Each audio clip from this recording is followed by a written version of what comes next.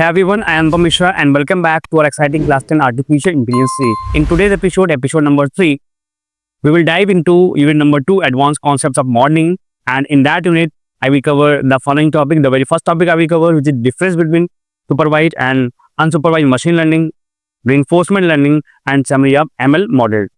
So without any delay, let's get started. So first I will cover the difference between the supervised and the unsupervised machine learning. So what is supervised learning? I already told you. तो basically supervise learning में data कैसा होता है? Labelled data होता है. Supervise learning में data मेरा labelled होता है. अनसुपरवाइज लर्निंग में मेरा डेटा अनलेबल्ड होता है. लेबल डेटा जिसका मतलब हुआ कि मेरा आउटपुट इनपुट से पहले ही टैग्ड होता है, और अनलेबल का मतलब ऐसा इसमें कुछ नहीं होता है, आउटपुट इनपुट से टैग्ड नहीं होता है. Second difference, useful in real. ध्यान रखना कि ये जो डिफरेंस मैंने लिया है आपके बुक का ये सिंपल लिया हुआ है, मैंने इसको अपने लैंग्वेज में डिस्क्राइब नहीं किया. Second difference, useful in real world problems like predicting the price of an item, something based on past trends.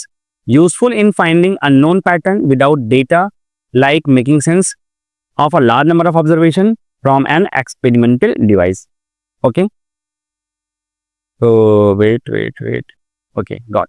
So useful supervise learning useful है रियल वर्ल्ड प्रॉब्लम में, जैसे किसी भी आइटम का प्राइस प्रेडिक्ट करना based on the past trends. Example, suppose that you are going to purchase a mobile phone, और अभी मेरा जो पास्ट ट्रेंड है वो ये कह रहा है कि जो मेरा मोबाइल है, अगर उसका फ्रंट कैमरा 50 मेगापिक्सल्स का है, बैक कैमरा 3 कैमरे लगे हैं 50 मेगापिक्सल्स के, उसकी जो बैटरी हो वो 6000 mAh की है, और जो मेमोरी है वो 8 GB रैम, और जो मेरा स्टोरेज है वो 128 GB है, और पता लगा कि उसका जो प्राइस है वो 20K है, उसका जो प्राइस है वो 20K है. अब हमने इसको एज ए इनपुट दिया और मैं आउटपुट कैलकुलेट कर रहा हूँ. तो अब अगर हमने इनपुट में वेरिएशन किया, जो मेरा रियर कैमरा 50 मेगापिक्सल का था हमने उसको 100 मेगापिक्सल किया, जो मेरा बैटरी 6 mAh का था उसको मैंने 6000 mAh का था उसको मैंने 7000 mAh किया, और जो मेरा रैम 8 GB का था उसको मैंने 12 GB का किया, जो मेरा स्टोरेज 128 GB का था उसको मैंने 256 GB किया. तो उसके बिहाफ पे हमने क्या कैलकुलेट किया? उसका प्राइस कैलकुलेट किया. तो this is a supervise learning, क्योंकि पहले हमने डेटा को आउटपुट को इनपुट से टैग कर दिया. हमने बता दिया कि अगर मेरा इस फीचर्स का मेरा मोबाइल है, इसका प्राइस ये होगा, और इस फीचर्स का है तो प्राइस ये होगा, हमने पहले बता दिया. इसका सुपरवाइज लर्निंग. अनसुपरवाइज लर्निंग में useful in finding unknown patterns. ये तब जरूरी है जब मेरा पैटर्न अननोन हो, कुछ पता ना हो डेटा में, तब हम लगा लेंगे अपना अनसुपरवाइज लर्निंग.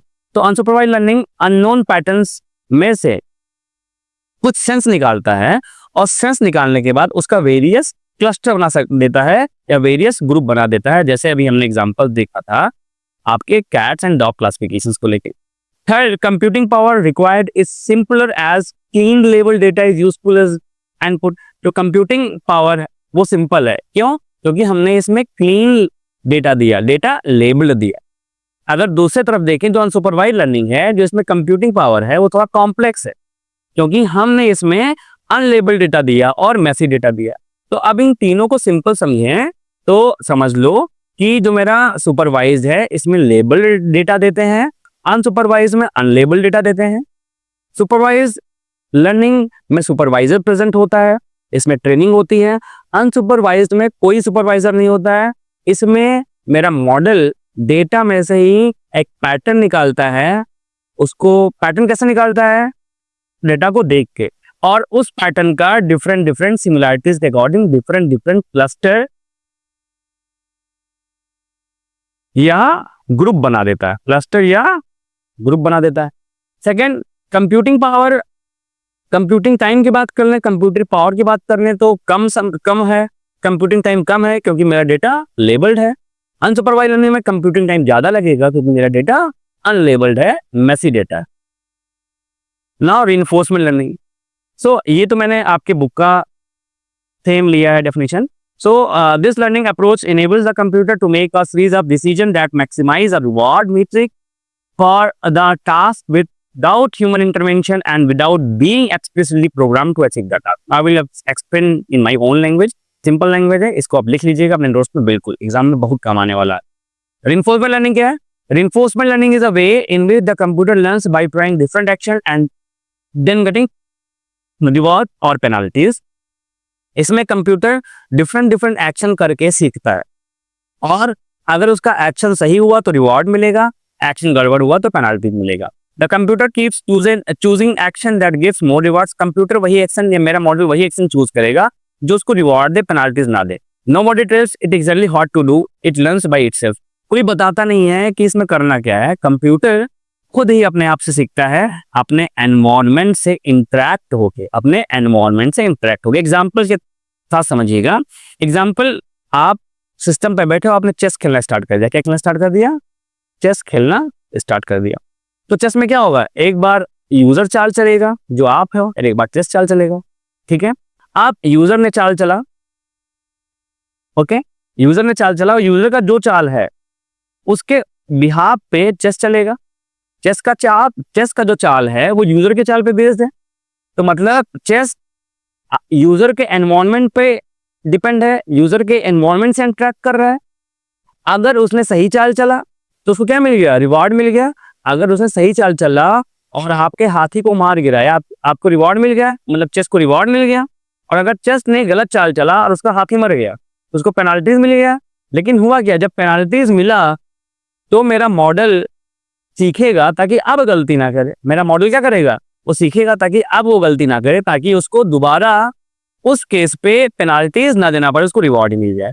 तो इसी तरीके से आपका रिइंफोर्समेंट लर्निंग वर्क करता है. एग्जाम्पल के तौर पर देख लो, यहाँ पे एक बच्चा है, साइकिल चलाना सीख रहा है.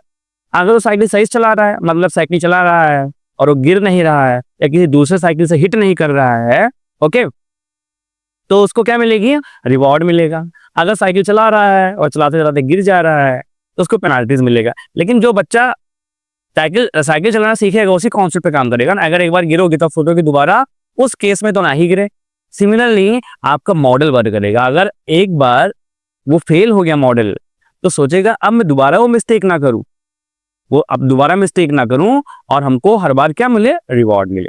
सेकेंड एग्जाम्पल है AI learns to park car. AI क्या करता है? सीखता है कि हमारे पार्किंग जगह पे कार को कैसे पार्क करना है. The computer tries to park the car in the right place. Computer सीखता है कि कार को हम राइट प्लेस पे कैसे पार्क करें. Reward, if the car park correctly inside the park spot, the computer gets reward. अगर हमारा कार पार्किंग स्पॉट पे सही से पार्क हो गया तो कंप्यूटर को क्या मिलेगा या मॉडल को क्या मिलेगा? रिवॉर्ड मिलेगा. जैसे यहाँ पे इस केस में देखना, मेरा जो व्हाइट कलर की कार है ये सही से पार्क नहीं हुई है तो इसको पेनाल्टी मिल जाएगा. ठीक है, और by repeating again and again, मतलब अगेन एंड अगेन मिस्टेक करके मेरा मॉडल सीखेगा कि the best way how to park the car in a park. Okay, so penalties, if the car hits the wall. अगर किसी दूसरे कार को hit कर दी या वॉल को हिट कर दी, ओके, तो उसको क्या मिल जाएगा? पेनाल्टी मिल जाएगा, नेगेटिव पॉइंट मिल जाएगा. और फिर मेरा मॉडल सीखेगा कि दोबारा ये गलती ना करें. Okay, so on this way our reinforcement learning model work. Now take the second example, humanoid walking. अब मेरा रोबोट से ह्यूमनॉइड वॉकिंग चल रहा है. और robot tries to take steps and walk. Robot क्या है? एक स्टेप ले रहा है और चल रहा है. रिवॉर्ड्स, अगर मेरा रोबोट बिना गिरे, बिना किसी से लड़े सही से चल रहा है तो उसको रिवॉर्ड मिलेगा. बट यही रोबोट अगर गिर जा रहा है, फिर उठ रहा है, फिर चल रहा है, या उसको ये नहीं पता है कि हम लेग का मूवमेंट्स कितने अच्छे से करें, ठीक है, तो जब बार बार गलती करेगा मेरा रोबोट, बार बार पेनाल्टीज पाएगा मेरा ह्यूमनॉइड रोबोट. फिर एक समय के बाद वो इतना ट्रेन हो जाएगा कि इसको पता चल जाएगा कि मुझे अब किस लेग का मूवमेंट्स करना है, मुझे अपने आप को कैसे चलना है ताकि अब मैं गिरूं ना. So after many tries, it understands which leg's movement is correct and finally learns to walk properly. Okay, so that is all about reinforcement learning. Now I will cover the summary of the ML models. तो summary of the ML models से बात करें तो ML models three type में classify हैं: supervise learning, unsupervise learning and reinforcement learning. Supervise learning में क्या? Label data. Unsupervised में क्या? Unlabelled data.